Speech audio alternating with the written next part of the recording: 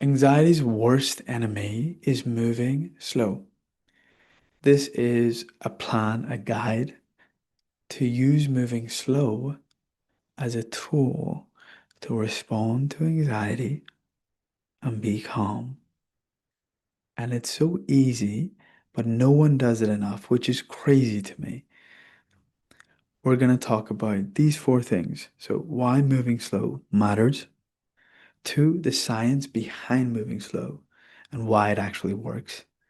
Three, practical, easy ways you can use moving slow into your daily routine, whether it's at work, with your partner, with your friends or family. And then four, I'll give you a quick summary and a takeaway. Okay?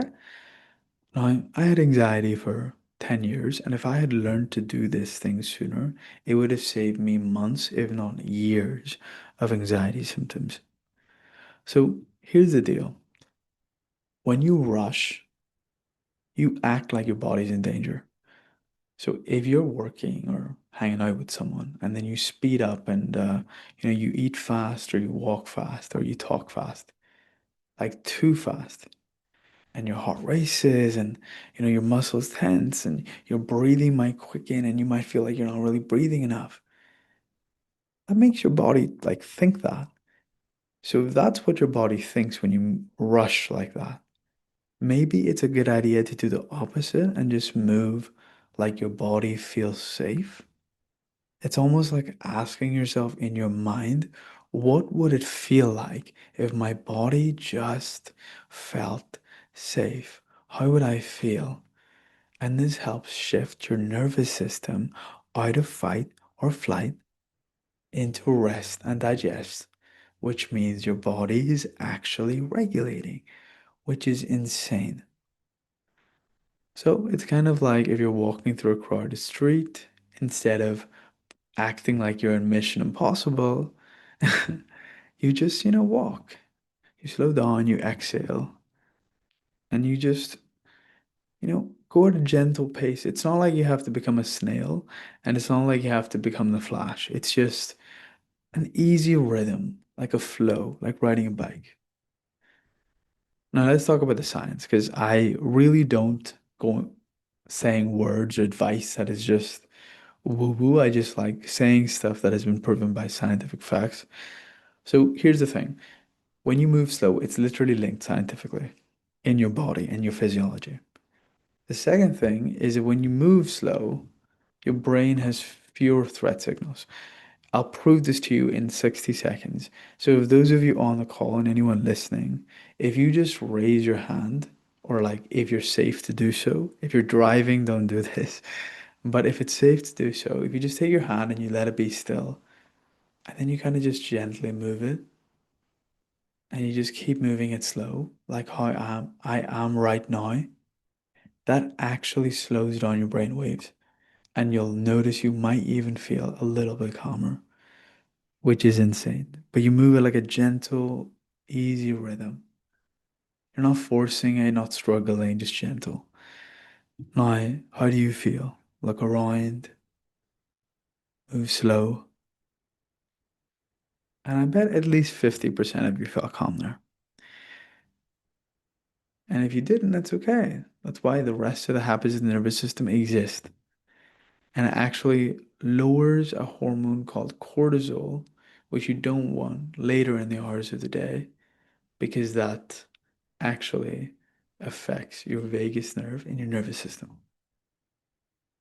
So if your nervous system is like a car, don't slam the gas. This isn't Tokyo Drift. We don't have Vin Diesel, racing us. So just go as if it's a clear country road and you're just the sunset and no cars and just nature. Okay? Cool.